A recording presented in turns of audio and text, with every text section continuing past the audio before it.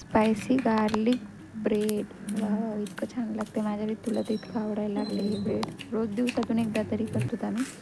मस्त असं बारीक बारीक हे चिरून घ्यायचे, चॉप करून घ्यायचे.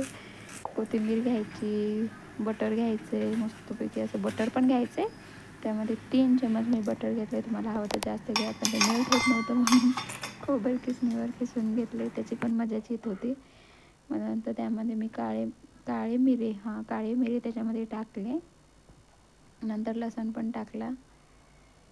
जे बारीक करून ठेवलं होतं सगळं कट करून ठेवलं होतं. हिरवी मिरची पण एकदम बारीक चॉप करून ठेवली होती, ती पण टाकली. कोथिंबीर पण टाकणार, लाल तिखट पण टाकणार आणि ह्याला मस्त असं मिक्स करून घ्यायचं आहे.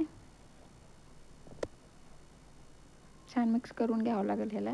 मग चवीपुरतं मीठ टाकायचं आहे आणि ब्रेड ना फ्रेश घ्यायचे. ब्रेडला असं हे सगळं लावून घ्यायचं आहे मस्तपैकी.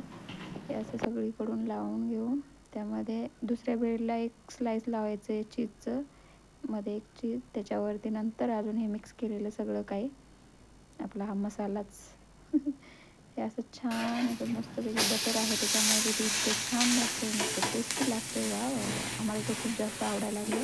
तर तुम्हालाही आवडलं तर नक्की एकदा ट्राय करा. बघा, ते ट्राय करून खरंच खूप छान लागते. चीजमुळे तर एकदम टेस्टी. बटर, चीज, गार्लिक, काळे मिऱ्याचं कूट, एकदम भारी. लहान मुलं असतील तर तिखट कमी करा.